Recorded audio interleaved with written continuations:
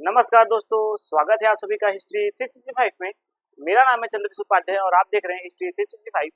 जैसा कि आप सभी को पता है कि जो एमए और बीए की सीरीज है वो मैं आप सभी के लिए लेकर आया हूँ। तो आपने जैसा कि पहले मेरी जो अब आगे की क्लास हुई है, हालांकि जो इससे पहले की जो हमारी क्लास हुई है वो कर्ण वंश और शुंग वंश पे आधारित रही है। तो आज का जो हमारा क्लास है, जैसा कि मैंने आप सभी को पहले ही बता दिया था, आज का जो हमारा क्लास है वह सातवाहन वंश के ऊपर आधारित है। सातवाहन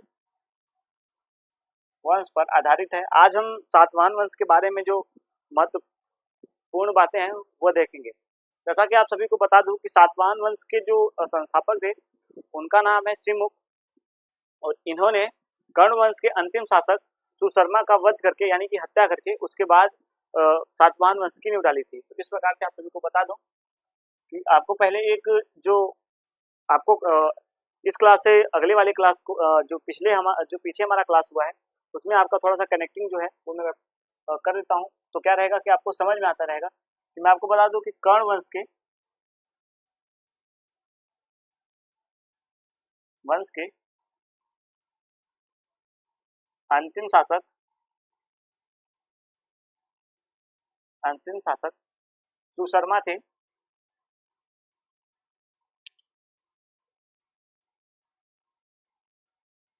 इनकी हत्या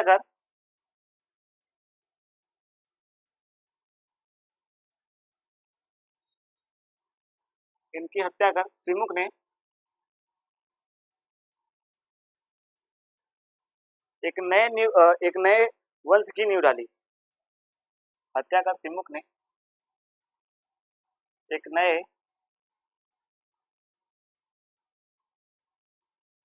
नए वंश की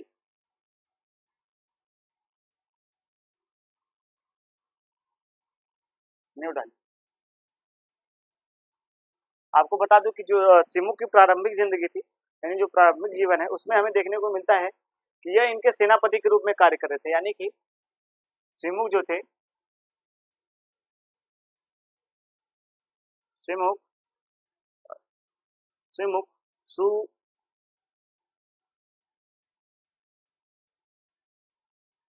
सुशर्मा के सेनापति के रूप में कार्य कर रहे थे।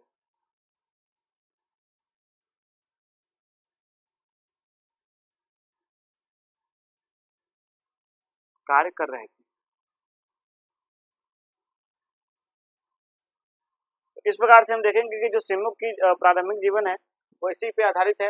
वह सुशर्मा के सेनापति के रूप में कार्य कर रहे थे और उसके बाद उन्होंने इनकी हत्या कर दी और उसके बाद एक नए वंश की नींव डाली जिसका नाम है सातवाहन वंश।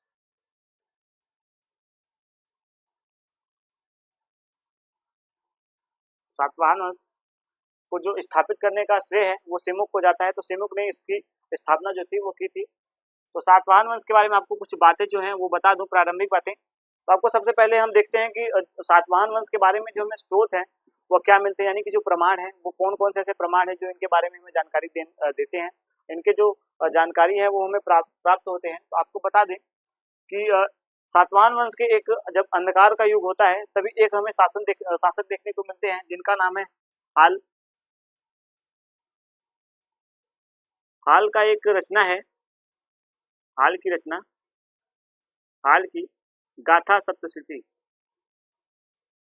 गाथा सप्तशती।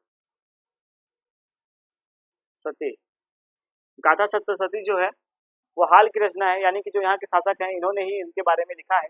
उसके बाद हम देखेंगे कि हमें अभिलेख देखने को मिलते हैं।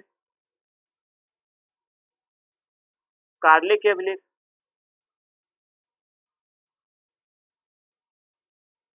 कार्लेक के अभिलेख, नासिक अभिलेख,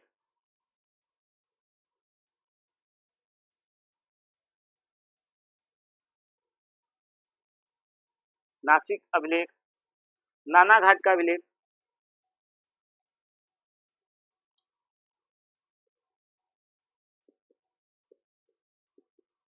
नाना घाट का अभिलेख, और जैन ग्रंथ भी हैं। हमें जो जैन ग्रंथ जो है वहां से भी हमें इनके बारे में जानकारी मिल जाती है पर्याप्त मात्रा में, और बौद्ध ग्रंथ से भी हमें इनकी जो जानकारी है वो मिल जाती है।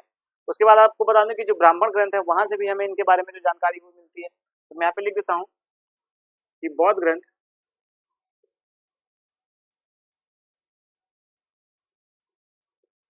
बौद्ध ग्रंथ, जैन ग्रंथ,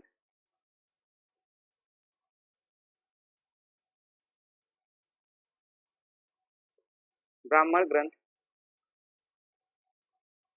इन सभी से हमें इनके बारे में जानकारी मिलती है। और इनके शासनकाल में चलाए गए कुछ सिक्के हैं जिनसे भी उनसे भी हमें जानकारी देखने को मिलती है, चाहे वह विदिशा का लेख हो, विदिशा का सिक्का हो, विदिशक का सिक्का है, और मालवा का सिक्का है। आपको एक जगह देखने को मिलती है कि अमरावती, अमरावती का एक लेख है, वहां से भी हमें इनके बारे में जानकारी मिलती है कि यह आंध्र प्रदेश यानी कि जो आंध्र प्रदेश है वहां तक इनका जो साम्राज्य था वो फैला हुआ था। इस प्रकार से हम देखेंगे कि इनके बारे में स्रोत देखने को मिलते हैं वह काफी भारी मात्रा में हमें देखने को मिलते हैं। इस प्रकार से हम देखेंगे कि इनके बारे में जो हमें जानकारियां देखने को मिलती है वो पूर्ण रूप से देखने को मिलती है, यानी कि इनके बारे में जो बातें कही जाती हैं, यानी कि जो मैं बातें इन सभी के बारे में जो हमें देखने को मिलती है वो पूर्ण रूप से सत्य है। इस प्रकार से हमें इनके बारे में जानकारी मिल जाती है। तो जो हमें हमें इनके बारे में प्रमाण चाहिए होता था वो सारा कुछ हमें इनके बारे में मिल जाता था। अब इसके बाद देखेंगे हम सिमुक के बारे में, यानी कि जो जिन्होंने इस वंश की संस्थापना की थी। पहले तो हमको सातवाहन वंश के बारे में जो बहुत महत्वपूर्ण बात है वो देख लेंगे। सातवाहन वंश के बारे में जो सबसे इम्पोर्टेंट बात है वो पहले हम देखेंगे कि इनका जो साम्राज्य था वो तीनों समुद्र तक फैला हुआ था। आपको बता दें कि सातवाहन वंश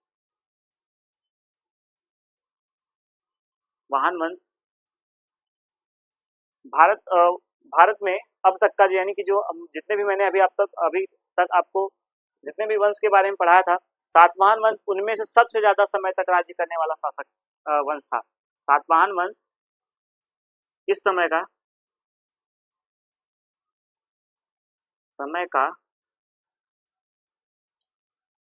सबसे ज्यादा समय तक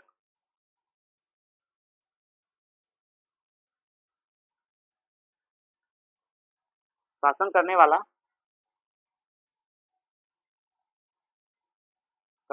वंश था। ज्यादा समय तक शासन करने वाला वंश था। इसके बाद मैं आपको बता दूं कि इनकी जो भाषा थी, यानी कि जो इनकी भाषा थी वो पूर्ण रूप से प्राकृत भाषा थी, यानी कि महाराष्ट्र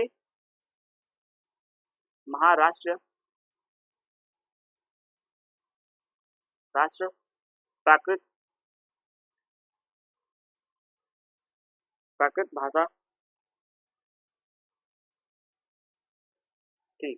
उसके बाद आपको बता दूं इनका जो धर्म था, यानी कि हमें जो सातवाहनों का जो धर्म देखने को मिलता है वह हमें ब्राह्मण धर्म देखने को मिलता है। लेकिन आपको एक बात और बता दूं कि जो इनकी अभिलेख है, यानी कि जो इनके अभिलेख है वह सारे के सारे अभिलेख हमें प्राकृत भाषा में ही देखने को मिलते हैं। यानी कि सातवाहन वंश के सारे अभिलेख सातवाहन वंश के सारे अभिलेख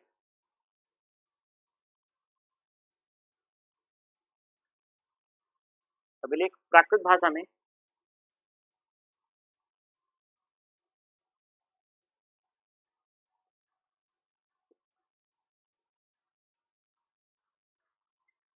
देखने को मिलता है।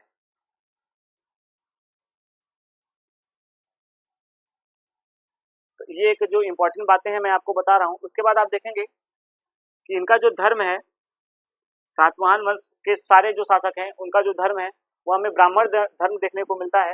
लेकिन आपको एक बात और बता दें कि इनमें की जो रानियां हैं उन्होंने ज्यादातर बौद्ध धर्म को आश्रय दिया है, यानी कि बौद्ध धर्म को ज्यादा दान पुण्य किया है। आपको बता दें कि सातवाहन वंश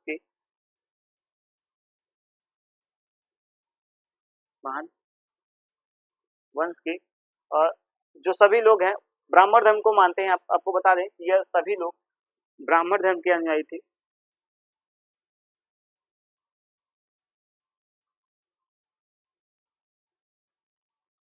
अनुयायी थे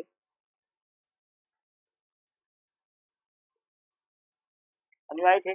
उसके बाद आपको एक बात और बता दूं कि जो यहाँ की मतलब जो रानियां थी वह बौद्ध धर्म को आश्रय देना पसंद करती थी और उनको थोड़ा सा जो दान और जो दक्षिणा हुआ करता था वो दिया करती थी।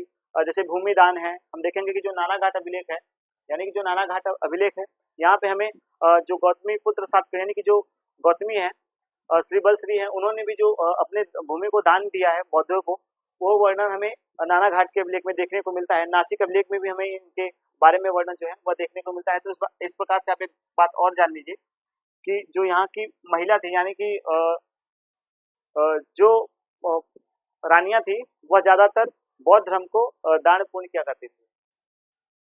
जो रानियां होती थी, मियाँ बौद्ध धर्म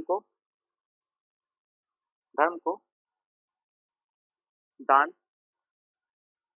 चाहे भूमि दान हो गया, चाहे स्वर्ण मुद्राएं दान हो गए, जो भी हमें भूमि दान का जो वर्णन है, सबसे पहला वर्णन जो हमें देखने को मिलता है वो इसी वंश में देखने को मिलता है, जो कि नानाघाट का अभिलेख है। अभी मैं आगे जब आपको बताऊंगा तो इनमें आपको इन सभी बातों का जो समन्वय है, यानी कि जो बातें हैं, वो सारी बातें मैं आप सभी को बताता हुआ चलूंगा। तो आपको बता दूं और इनके बारे में जो हम बता दें, इनकी जो सत्ता थी, आपको बता दें इनकी जो सत्ता है वो मातृ सत्ता है। यानी कि इनमें आप देखेंगे कि जितने भी महान शासक हैं, उनके नाम के पहले उनकी माता का नाम हमें देखने को मिलेगा, चाहे वो गौतमी पुत्र सातकर्णी हो, चाहे बलश्री पुलमावी हो। इस तरह से हम देखेंगे कि जो सारे जो हमें नाम है, वह पहले सबसे पहले आप उनकी माता का नाम और उसके बाद इनके जो राजा होते थे उनका नाम हुआ करता था। यानी कि इनकी सातवाहनों का जो सत्ता था वो मातृ सत्ता था। सातवाहनों का अगर हमें जो परिचय मिलता है, सातवाहनों का जो परिचय मिलता था,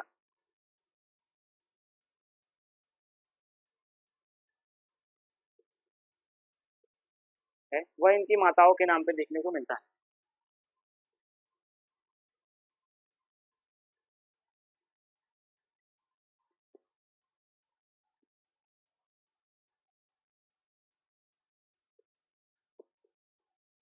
देखने को मिलता है।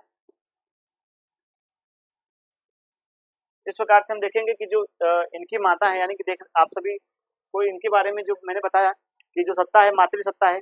हमें प्राचीन काल में देखेंगे कि हड़प्पा सभ्यता है, जो सिंधु सभ्यता है, वहां पे भी हमें मातृ सत्ता देखने को मिलता है और यहाँ पे भी हमें मातृ सत्ता देखने को मिलता है। आपको बता दें कि जो पुत्र अपने माता के ज्यादा करीब होते हैं, यानी कि जो पुत्र अपने माता से ज्यादा स्नेह करते हैं, वो थोड़े से लंबे टाइम तक वो प्रोसेस में रहते हैं, थोड़ा सा ज्यादा जो विकास है उनका देखने को मिलता है। तो आपको बता दूं, शायद इसी कारण कि इनकी जो सत्ता थी वो मातृ सत्ता थी, इसी कारण हमें भारत में सबसे पहला जो वंश है, यानी कि जो सबसे पहला ज्यादा समय तक शासन करने वाला जो वंश है, वो हमें यही देखने को मिलता है। आपको पता होगा कि जब अभी मैं आपको बताऊंगा कि जब इनका अंधकार का युग प्रारंभ होता है, तो वहां पे भी हमें ये बातें जो है वो देखने को मिलती हैं कि इनकी जो माताएं हैं वही इनके साथ साथ देती हैं। उसके बाद आप देखेंगे कि जो जो गौतमीपुत्र सातकर्णी है, उनके शासन के लास्ट टाइम में आप देखेंगे तो वहां पे इनकी जो माता है, यानी गौतमी है, गौतमी श्री है, श्री गौतमी है, वह इनके साथ जो शासन है वो करती है।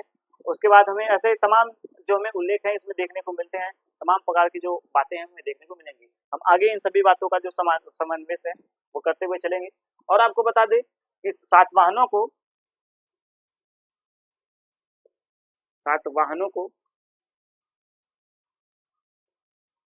तीन समुद्रों का अधिपति, यानी कि आप देखेंगे कि तीन समुद्रों को इन्होंने विजिट कर लिया था।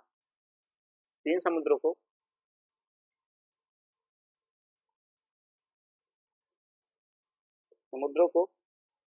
का अधिपति, सॉरी माफ कीजिएगा, का अधिपति,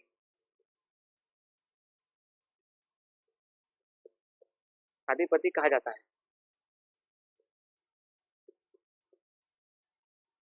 क्योंकि इन्होंने तीन समुद्रों को ऐसा हमें जब गौतमीपुत्र सातकर्णी का जब हमें वर्णन देखने को मिलता है, तो काव्य मीमांसा में हमें एक ऐसा उल्लेख देखने को मिलता है कि वहां पे ऐसा कहा गया है कि जो इनका घोड़ा था वह तीन समुद्रों का पानी पीता था। यानी कि इनके जो तीनों राज्य थे, आपको बता दें, यानी कि आप देखेंगे कि जो गुजरात का साइड है, गुजरात का ये वाला हिस्सा यानी एक समुद्र, और ये वाला हिस्सा दूसरा समुद्र, और ये वाला हिस्सा यानी कि तीसरा समुद्र। हमें जो भारत का अगर आप भारत का मैप देखेंगे तो वहां पे हमें तीन समुद्रों का उल्लेख देखने को मिलेगा। जो पहला समुद्र है ये, जो दूसरा समुद्र है ये, और तीसरा समुद्र ये। यानी कि इनका जो तीनों संपूर्ण दक्षिण भारत पर, यानी कि संपूर्ण दक्षिण भारत में जो पहला वंश है स्थापित करने वाला, आपको बता दें जो पहला वंश है वह सातवाहन वंश है। संपूर्ण भारत पे आपको बता दें संपूर्ण दक्षिण भारत पर विजित करने वाला, अपने एक छत्र शासन करने वाला पहला जो हमें शासक देखने को मिलता है वह सातवाहन वंश है। यानी कि आप देखेंगे कि जब सम्राट अशोक का शासनकाल होता है, समस्त भारत भले ही उनके कब्जे में रहता है, लेकिन आप देखेंगे कि चेल, चोल और पांड्य जो है वह तीन राज्य सम्राट अशोक के शासनकाल में हमें निर्मित देखने को नहीं मिलते। यानी कि दक्षिण भारत के कुछ ऐसे हिस्से थे जो कि सम्राट अशोक के अंतर्गत नहीं थे, यानी कि मौर्य साम्राज्य के हिस्से नहीं थे। लेकिन आप देखेंगे कि सातवाहन जो वंश है उसमें हमें दक्षिण भारत के समस्त जो देश हैं, जो राज्य हैं, वो हमें इसके अंदर समन्वय होता दिखेगा। यानी कि सादा आधिपति हम कह सकते हैं। यानी कि आप एक जो पॉइंट है आप इसको और नोट कर लीजिएगा कि सातवाहनों को दक्षिण भारत का दक्षिणपति यानी कि दक्षिणापति कहा जाता है।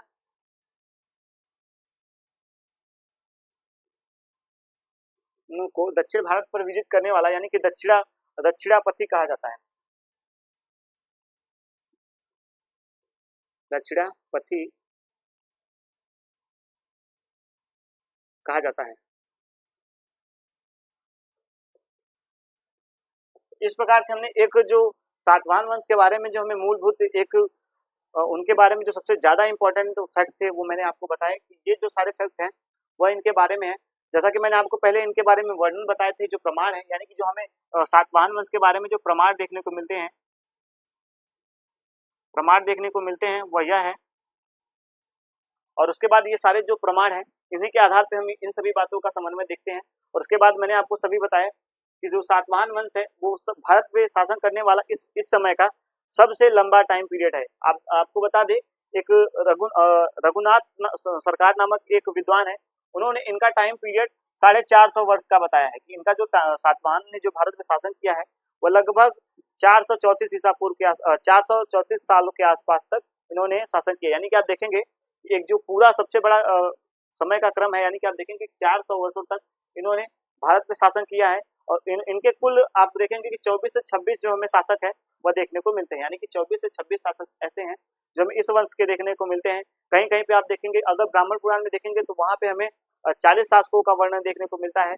और जो बौद्ध पुराण है वहां पे हम देखेंगे, बौद्ध ग्रंथ है वहां पे हमें 26 शासकों का जो है वर्णन देखने को मिलता है। उसके बाद अगर हम जैन शासक देखेंगे, जैन ग्रंथ के अनुसार देखेंगे तो वहां पे हमें 19 शासकों का जो वर्णन है वो हमें देखने को मिलता है कि उन्होंने भारत पे शासन किया था। इस प्रकार से हम देखेंगे कि जो एक समय है सबसे बड़ा समय वह इन्होंने किया था।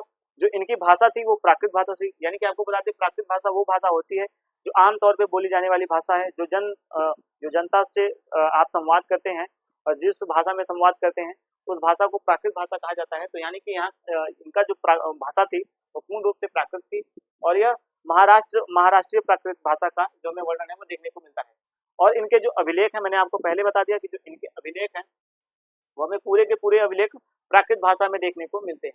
उसके बाद अगर देखेंगे कि जो ब्राह्मण धर्म की अनुयायी है और जो इनकी यानी कि जो कह सकते हैं कि रानियां थी या माताएं थी, वह ज्यादातर बौद्ध धर्म को संरक्षण देती थी। इस प्रकार से जो है बौद्ध धर्म के बारे में भी इनकी जो मानता है वो भी हमें देखने को मिल जाती है कि इन्होंने जैन धर्म के लिए और बौद्ध धर्म के लिए भी जो मंदिर हैं उनका निर्माण करवाया है और विहार है जिनका निर्माण करवाया है।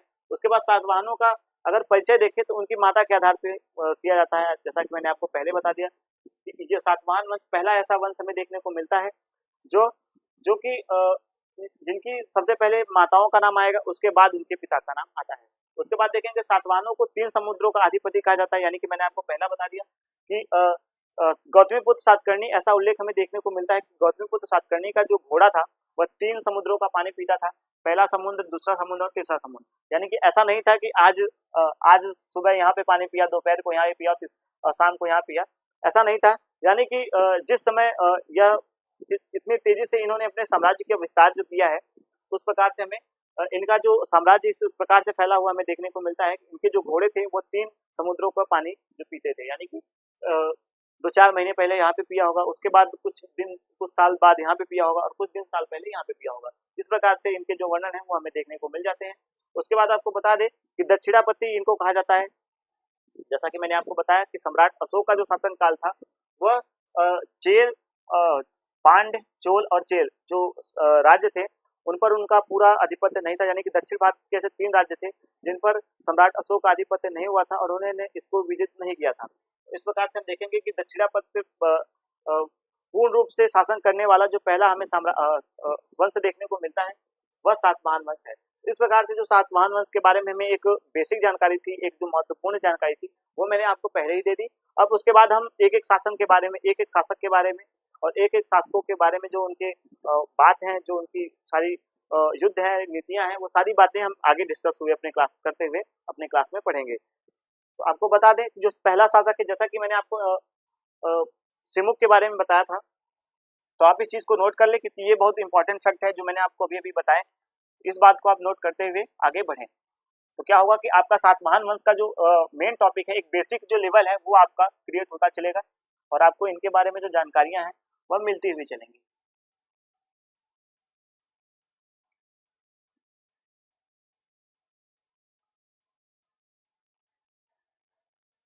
तो आपके जो स्रोत थे वो मैंने पहले ही कंप्लीट करवा दिए और उसके बाद हम अब देखेंगे एक एक शासन के बारे में, यानी कि सातवाहन वंश। सातवाहन वंश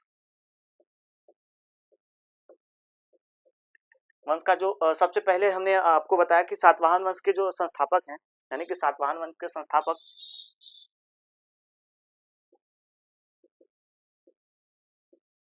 सातवाहन वंश के संस्थापक जो हैं वह सिमुक हैं।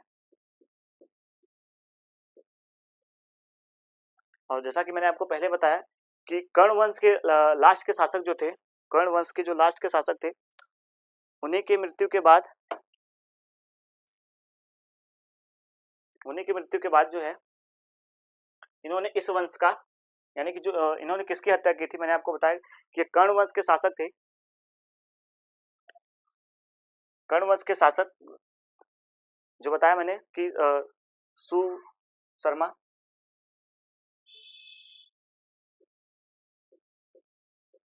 वंश के शासक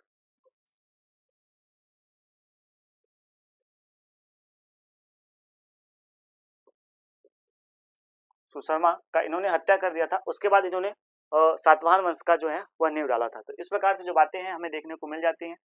उसके बाद हम देखेंगे सिमुक के बारे में। सिमुक जो थे वो ब्राह्मण धर्म के अनुयायी थे। मैंने आपको पहले बता दिया था कि इन्होंने ब्राह्मण धर्म के अनुयायी थे।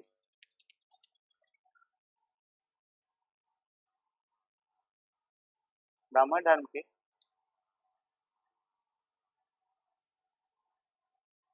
अनुयायी थे।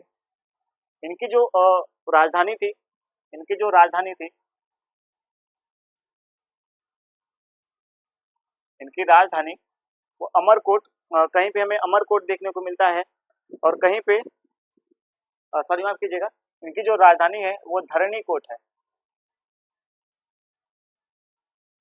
धरणी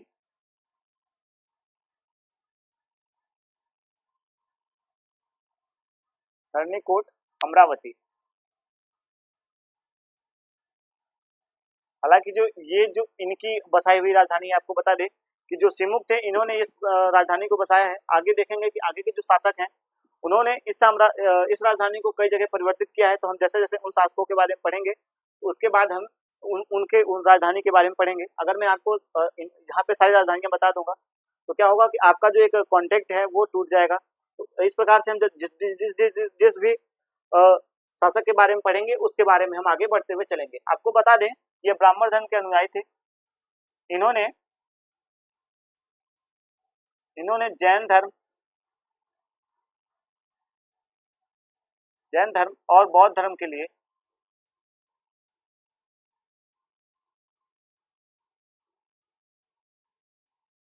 बौद्ध धर्म एवं ब्राह्मण धर्म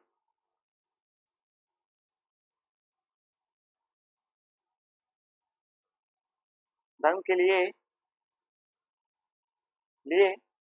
मंदिरों का निर्माण करवाया था।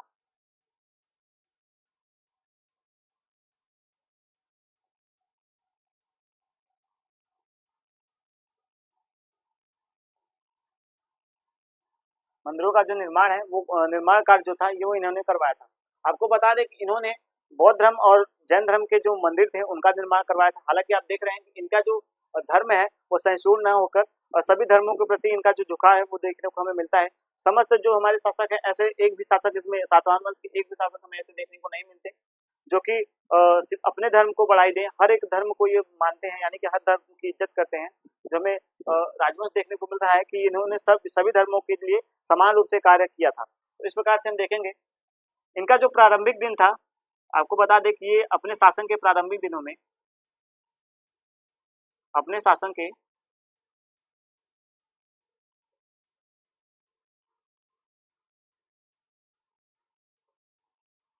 प्रारंभिक दिनों में बहुत ही कुशल यानी कि बहुत ही कुशल शासक हुआ करते थे, यानी कि इन्होंने जो अपना कार्य था वो इसी प्रकार से किया था।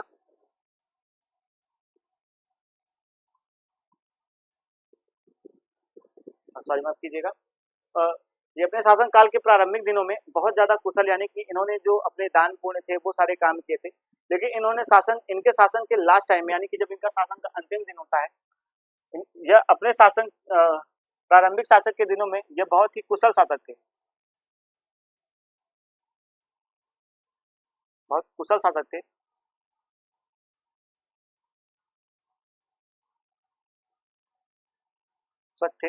पर इनके शासन के लास्ट टाइम में, यानी कि अपने शासन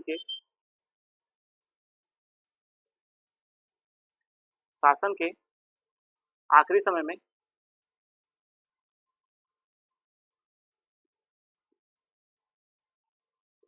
में ये बहुत दुराचारी और बहुत ज्यादा कह सकते हैं कि दुराचारी हो गए थे। इन्होंने बहुत ज्यादा जो अनैतिकता थी वो इनके अंदर जो अनैतिकता थी वो ज्यादा इनके अंदर विकास कर गया था। तो इस प्रकार से हम देखेंगे ये बहुत ही क्रूर और अत्याचारी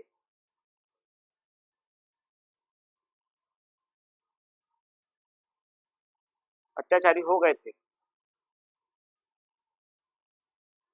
इस प्रकार से जो हमें इनके बारे में जानकारी देखने को मिलती है, इसी प्रकार से हमें देखने को मिल रही है। आप देखेंगे कि इसी कारण, यानी कि इसी कारण इनकी हत्या करवा दी जाती है।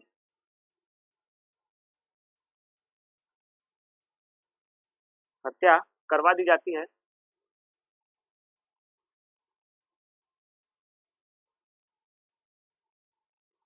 इनकी हत्या जो है वो करवा दी जाती है। और इसके बाद जो शासक बनते हैं, यानी कि आप देखेंगे कि जो इनके पुत्र हैं वो उसमें बहुत ज्यादा अल्पायु के रहे होंगे। इस कारण से जो इनके अगले शासक, इस वंश के जो अगले शासक हैं, वह इन्हीं के भाई, यानी कि सिमुक के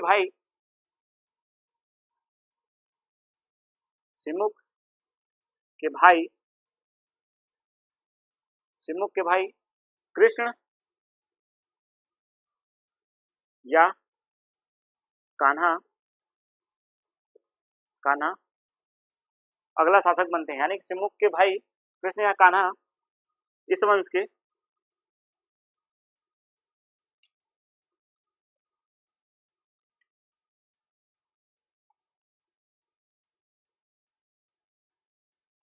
शासक के रूप में कार्य करते हैं। तो इस प्रकार से जो मैंने आपको बताया कि इनके बारे में जो हमें वर्णन देखने को मिलती है वो इसी प्रकार से देखने को मिलती है। यानी कि इनका जो सबसे पहले मैंने आपको बताया कि जो सिमुक थे, इन्होंने सातवाहन वंश का जो है वो नींव डाला था। और इनके बारे में हम देखते हैं कि जैन, बौद्ध और ब्राह्मण तीनों धर्म के जो थे वो पोषक थे, यानी कि सभी धर्मों को मानने वाले थे। उसके बाद इन्होंने इनके लिए मंदिर और बिहार का भी जो निर्माण है वो कार्य करवाया था। उसके बाद हम देखेंगे कि इनके जो प्रारंभिक दिन थे उस समय ये बहुत ज्यादा अच्छे, यानी कि दान पुण्य करने वाले और काफी ज्यादा जो समृद्ध थे वो थे।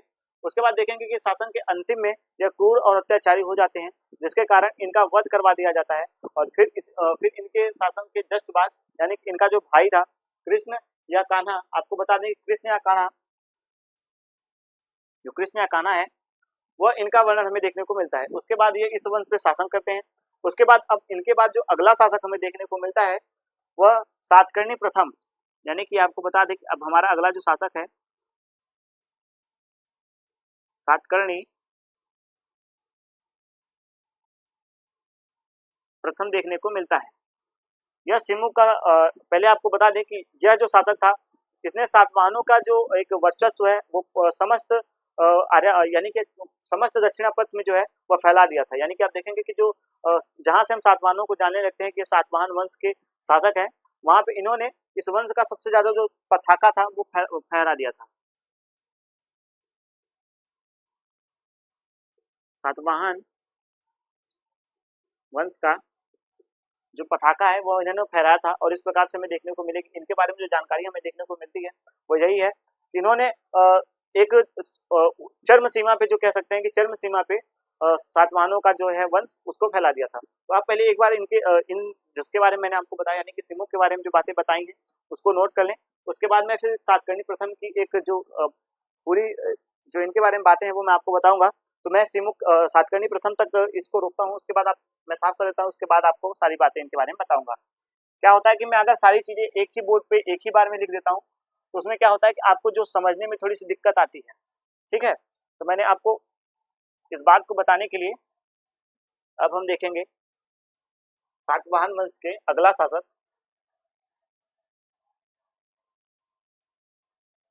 सातवाहन वंश का अगला शासक सातकर्णी प्रथम।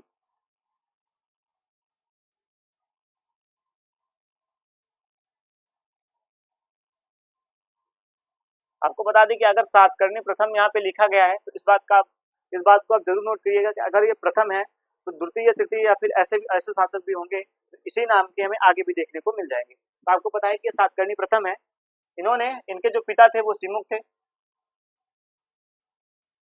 इनके पिता सिमुक थे।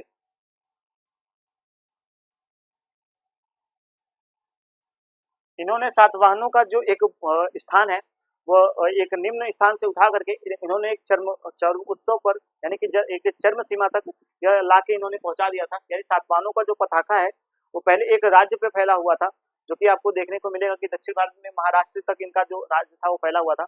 लेकिन जब इनका शासनकाल आता है तो इन्होंने समस्त दक्षिणापथ यानी समस्त जो दक्षिण भारत का एरिया है वहां पे अपने साम्राज्य को फैला दिया था। यानी कि हम इन्हीं के शासनकाल को इनका इस वंश का स्वर्ण युग कह सकते हैं। यानी कि इनको वास्तविक संस्थापक भी हम कह सकते हैं क्योंकि इन्होंने ही इसका जो चर्मोत्सव तक इस वंश को फैलाया है। तो आप इनको सातकर्णी प्रथम को इस वंश का संस्थापक मूल वास्तविक संस्थापक भी मान सकते हैं। ठीक है, यह इस वंश के उद्धारक के रूप में थे।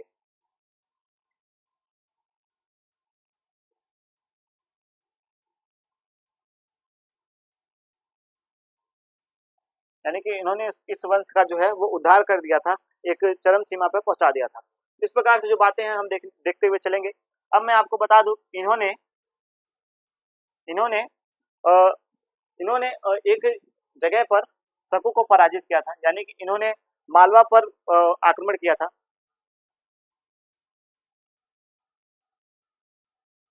इन्होंने मालवा पर आक्रमण कर उसे अपने राज्य में मिला लिया था।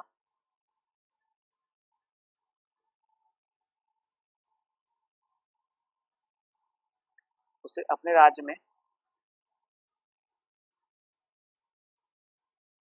मिला लिया था।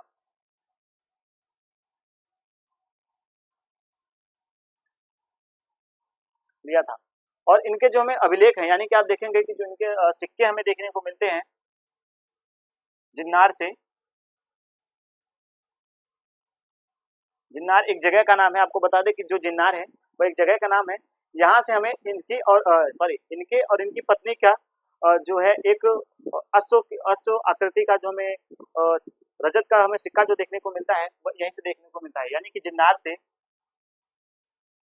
रजत रजत रजत का मुद्रा मुद्रा जो है वो हमें प्राप्त होती है,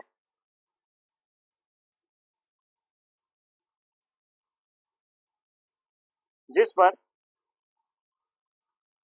पर सातकर्णी प्रथम और इनकी जो पत्नी है, यानी कि इनकी जो पत्नी हमें जो इनकी पत्नी है उनका जो वर्णन है वो हमें देखने को मिल जाता है ठीक ठाक रूप से। जो नागरिका है, आपको बता दें कि नागरिका जो इनकी पत्नी है उनका हमें वर्णन देखने को मिलता है, जिस पर सातकर्णी प्रथम का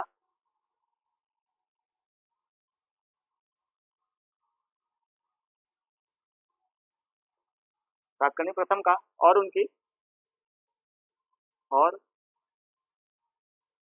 उनकी पत्नी नागरिका नागरिका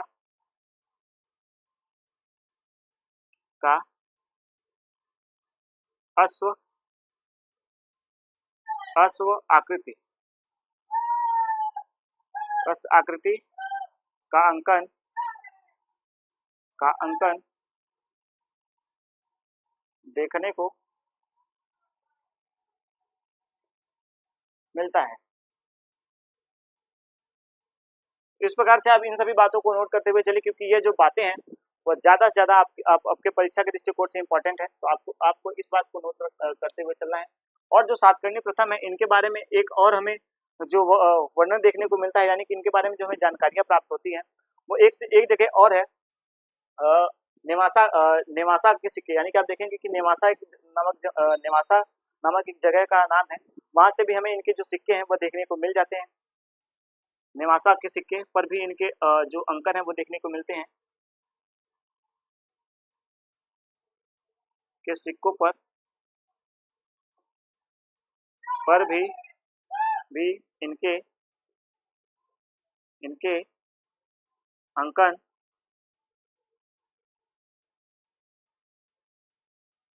को मिलते हैं।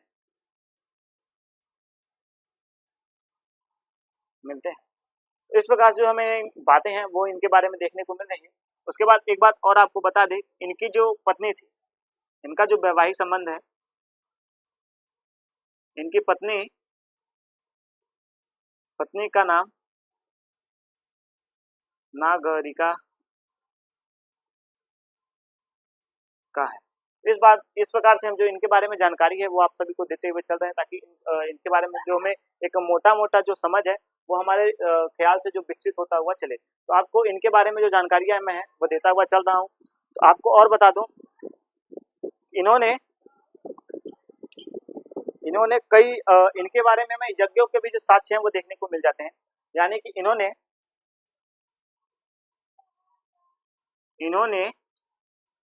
2 अश्वमेध यज्ञ, 2 अश्वमेध यज्ञ, एक राजसूय यज्ञ, राजसूय यज्ञ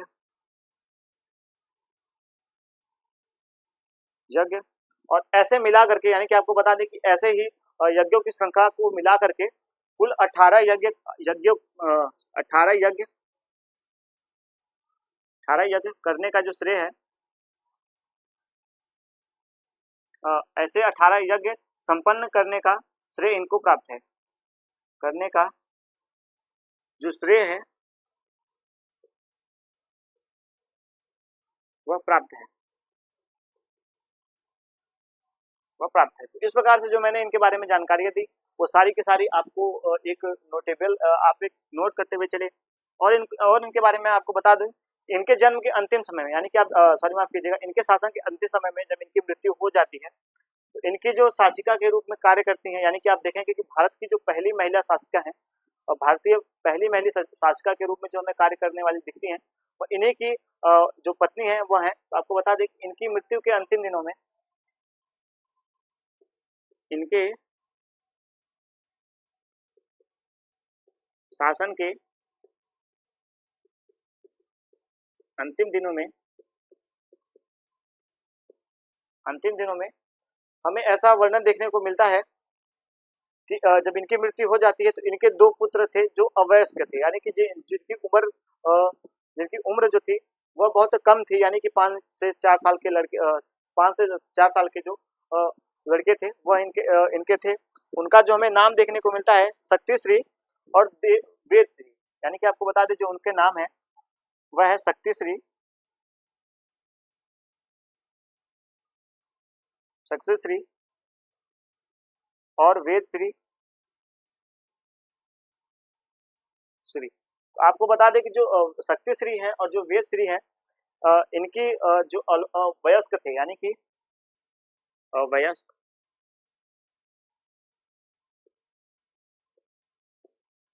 और इनकी संरक्षिका के रूप में, यानी कि जब सातकर्णी जो प्रथम है, इनकी जब मृत्यु हो जाती है उसके बाद आप देखेंगे कि जो शक्तिश्री हैं और वेदश्री जो इनके पुत्र हैं, इनकी संरक्षिका के रूप में जो नागरिका, आपको बता दें इनकी मृत्यु हो जाने के बाद इनके जो दो संतान थे शक्तिश्री और वेदश्री, इनकी मृत्यु के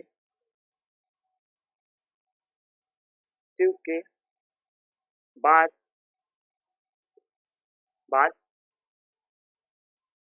वेदश्री इनके पुत्र, सॉरी माफ कीजिएगा, बाद इनके पुत्र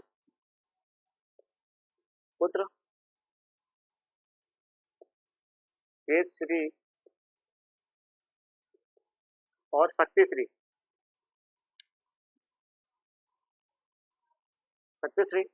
जो थे वो अवयस्क थे, यानी कि बहुत छोटे उम्र के थे। तो उनका जो लालन पालन, यानी कि आप देखेंगे कि उनके इनके न होने पर जो इनके पुत्र थे वो छोटे थे, तो इस कारण से आप देखेंगे कि जो इनकी माता है नागरिका, वो भारत की प्रथम शासिका के रूप में हमें देखने को मिलती है, वह इन्हीं की माता है। यानी कि आपको बता दें कि सातवाहन वंश की जो पहली हमें भारतीय महिला शासिका देखने को मिलती है, वह सातवाहन वंश में ही हमें देखने को मिल जाती है। तो आपको इस बात को नोट रखना है, ये सबसे मेजर पॉइंट है। ये क्वेश्चन यूपीएससी का भी है। आपको बता दें कि यूपीएससी में क्वेश्चन पूछा है कि भारतीय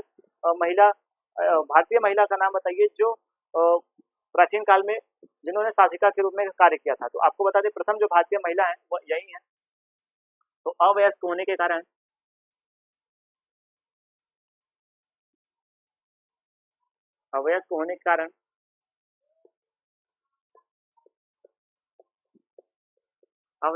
कारण इनकी जो शासिका के रूप में, आपको बता दें, यहाँ पे मैं इसको कोट करता हुआ चल रहा हूँ, आप इस बात को नोट रखिएगा कि भारत की प्रथम महिला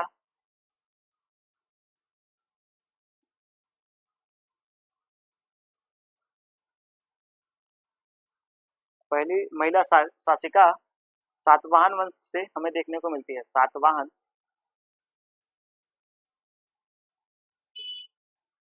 वंश से देखने को मिलती है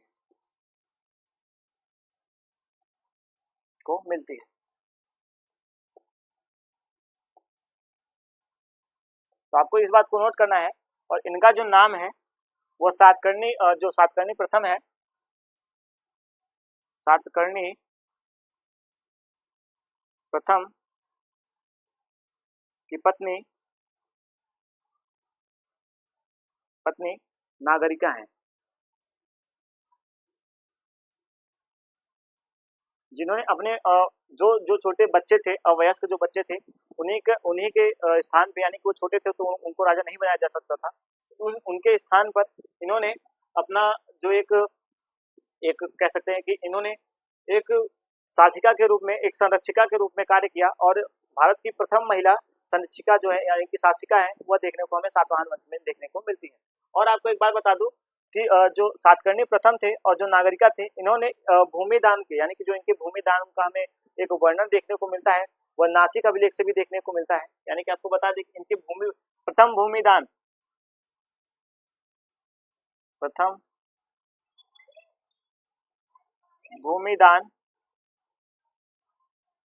का वर्णन जो हमें आपको बता दें कि जो प्रथम अभिलेख है, जो हमें प्रथम अभिलेख ऐसे साक्ष्य देखने को मिल जाते हैं जहाँ पे हमें भूमि दान का जो वर्णन है वह देखने को मिलता है। तो प्रथम भूमि दान का जो हमें वर्णन है वह इसी वंश में देखने को मिलता है कि इन्होंने भूमि जो दान दिया है उसको एक शिलालेख पर उसको लेखित करवा दिया, यानी कि उस पे पूरा लेखनी के आधार पर रख दिया। तो नाना घाट का अभिलेख, नासिक अभिलेख लेख है। और यह जो भूमि दान किया गया था, आपको बता दें कि यह भूमि जो दान किया गया था, यह ऐसा भूमि था कि इसको इन्होंने बौद्ध धर्म के संरक्षक यानी कि बौद्ध भिक्षुओं को उन्होंने दान किया था, ताकि वह अपने जो एक शासन काल का जो एक एक वो अपना जो जीवन यापन है वो कर सके। उनके बारे में जो हमें वर्णन देखने को मिला वो ये सारे वर्णन थे। हो सकता है एक आध पॉइंट जो वो मिस हुआ हो इसमें से, तो मैं उसको भी आगे आपको अगर मुझे याद आता चलेगा तो मैं आपको बता दूंगा। लेकिन आपको एक बात और बता दूं कि इनके बाद यानी कि इनकी सातकर्णी प्रथम की मृत्यु के बाद जो सातवाहनों का अंधकार का युग प्रारंभ हो जाता है। यानी कि आप देखेंगे कि सातकर्णी की मृत्यु के बाद, यहाँ पे मैं लिख देता हूँ,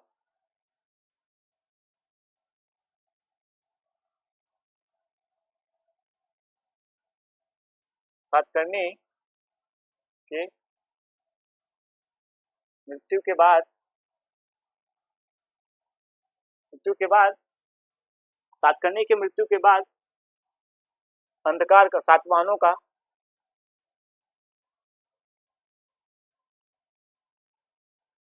अंधकार का युग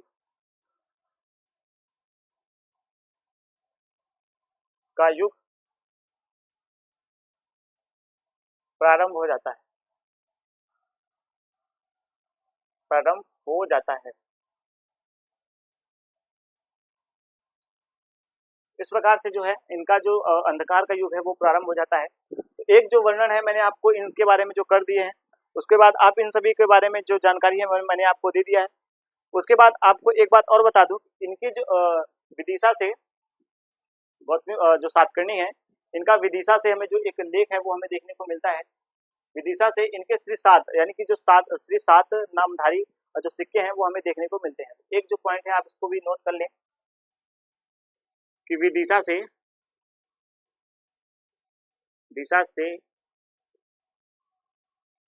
इनके श्री सात सात नामधारी सारे सिक्के जो मिलते हैं, नामधारी सिक्के जो मिलते हैं, उनका प्रमाण भी हमें देखने को मिल जाता है। इस प्रकार से मैंने जो सातकर्णी प्रथम है उनके बारे में जो सारी बातें थी वो आपको बता दी। अब उसके बाद हम देखेंगे कि जो इनका अंधकार का युग है वो किस प्रकार से रहा, इनके बारे में जो हमें जानकारी है वो किस प्रकार से है, हमारे परीक्षा के दृष्टिकोण से इंपॉर्टेंट है वो किस प्रकार से। तो जो सारे पॉइंट होंगे हम उसको नोट करते हुए आगे बढ़ेंगे। तो आप सबसे पहले इन सभी बातों का जो मैंने आपको बताए हैं,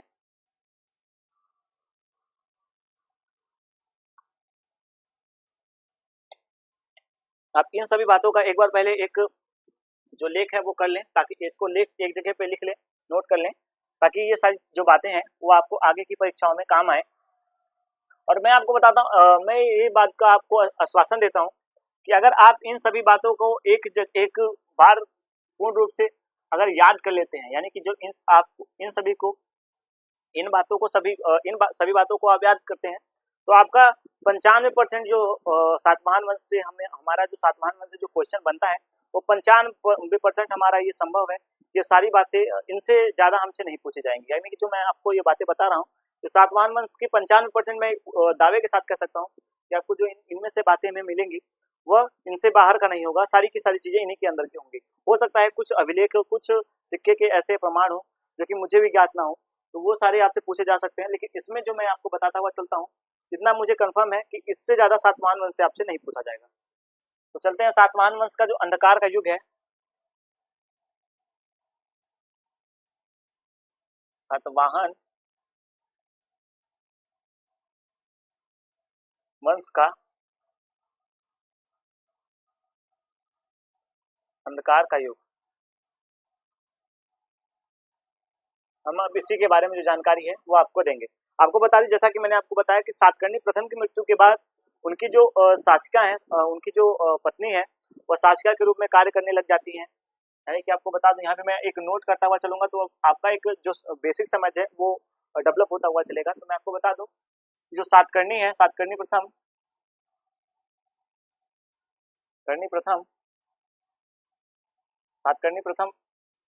इनकी जब मृत्यु हो जाती है तो इनके जो दो पुत्र, यानी कि आप देखेंगे मैंने आपको पहले ही बताया कि दो पुत्र जो है वेद श्री और और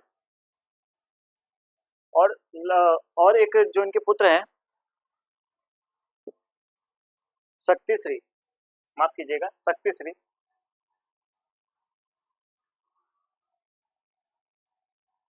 वे श्री और सत्य श्री, इनकी जब मृत्यु हो जाती है तो इनके इनके जगह पे यानी कि शासिका के रूप में जो कार्य करती हैं वो उनकी वाइफ होती हैं, जिनका नाम है नागरिका। नागरिका यह प्रथम हिंदू कह सकते हैं कि प्रथम भारतीय जो शासिका है उनके रूप में यह हमें देखने को मिल जाती है। तो आपको इस बात को नोट रखना है। उसके बाद बता दूं, इसके बाद से हमें जो इनका एक इनका काल है, एक अंधकार का जो काल है वो हमें देखने को मिलता है, क्योंकि एक उचित शासिका न होने यानी उचित शासक न होने के कारण जो इनका शासन काल है वह एक कह सकते हैं कि वहीं पर ठप हो जाता है।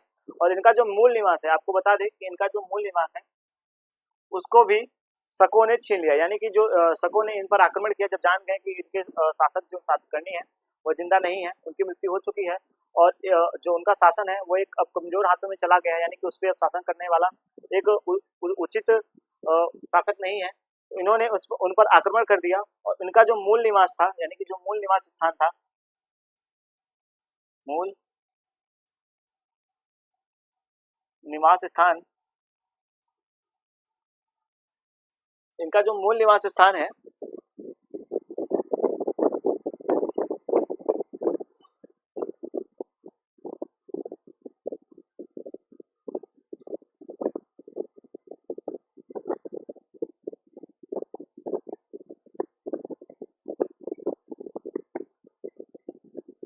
इनका जो मूल निवास स्थान है उसको शकों ने छीन लिया। मैंने सोचा कि हो सकता है इनका जो नाम है वो हमें देखने को मिल जाए, तो हमें इनका जो नाम यानी कि जो मूल निवास है उनका जो नाम है वो हमें देखने को नहीं मिला। तो आपको बता दें कि इनका जो मूल निवास स्थान है उसे शकों ने छीन लिया।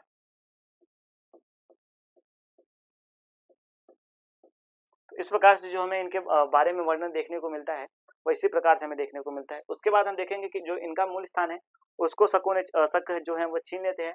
उसके बाद हमें ऐसा एक वर्णन देखने को मिल जाता है कि सातकर्णी द्वितीय जो है वह 172 ईसा पूर्व के आसपास इस वंश पे शासन करते हैं, यानी कि सातकर्णी जो द्वितीय हैं, सातकर्णी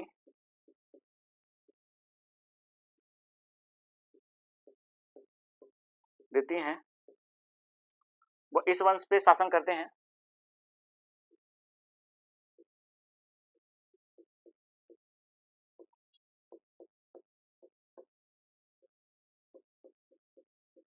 शासन करते हैं।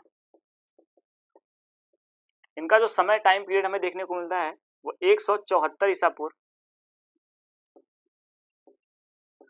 देखने को मिलता है, यानी कि आप देखेंगे कि सातकर्णी प्रथम के बाद हमें कोई ऐसा योग्य शासक देखने को नहीं मिल रहा है कि जो इस वंश का पूर्ण रूप से कह सकते हैं कि पूर्ण रूप से उद्धार कर सके, ऐसा हमें कोई शासक देखने को नहीं मिल रहा है। और आपको दूसरी बात बता दें, अब इसके बाद हमें जो थोड़ा से अब जो हमें शासक देखने को मिलेंगे, थोड़े से जो इंपॉर्टेंट शासक हैं उनके बारे में उसमें से पहले शासक हमें हाल देखने को मिलेंगे, जिनका नाम है हाल। आपको बता दें कि जो हाल थे यह इनके 17वें शासक थे, यानी कि इस वंश के सातवाहन वंश के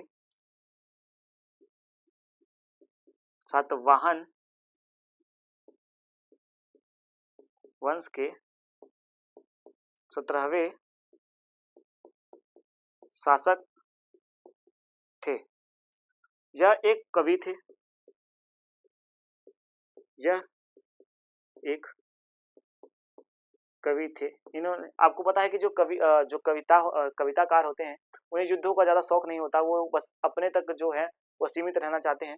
तो ये जो कवि यह एक कवि थे और इन्होंने गाथा सप्तशती जो गाथा सप्तशती है उसका जो है वो इन्होंने ही उसकी रचना की है। आपको बता दें कि गाथा सप्तशती है, जो आपको बता दें कि जो हाल है वह गाथा सप्तशती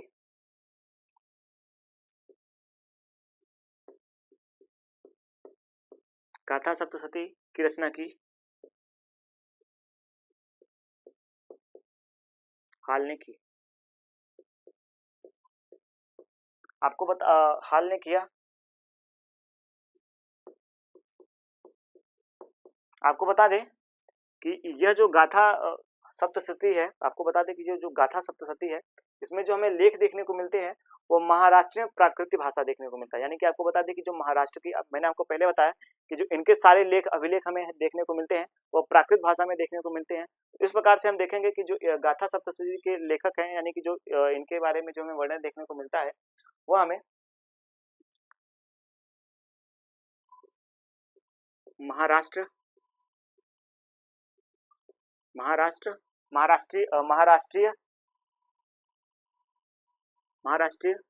प्राकृत भाषा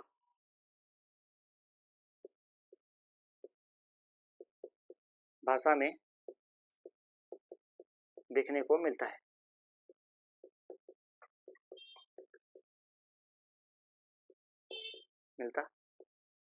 इस प्रकार से जो हमारा ये क्लास है वो चल रहा है। तो आपको बता दें कि अब जो इसके बाद के जो हमारे अगले शासक हैं, यानी कि जो इसके बाद के अगले शासक हैं,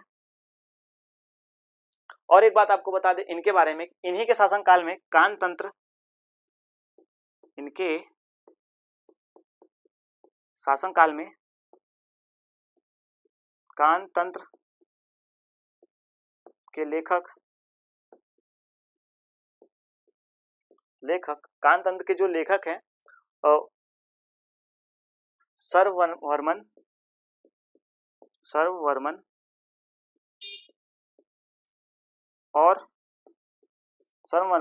और आपको बता दें सर्ववर्मन है, उसके बाद बृहत कथा के कथाकार, यानी कि बृहत कथा के लेखक गुढ़ायन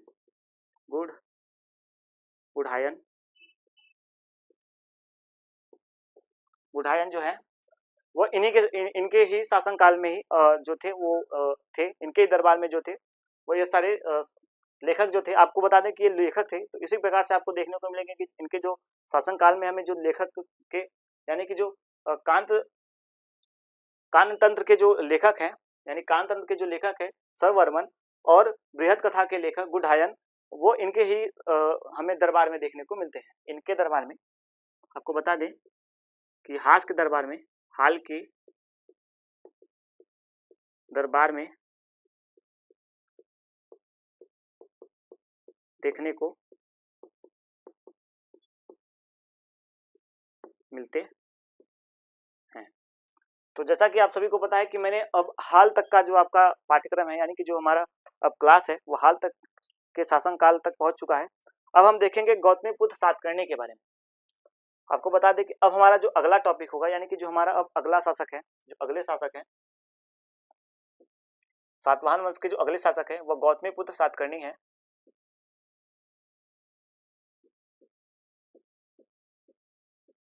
गौतमीपुत्र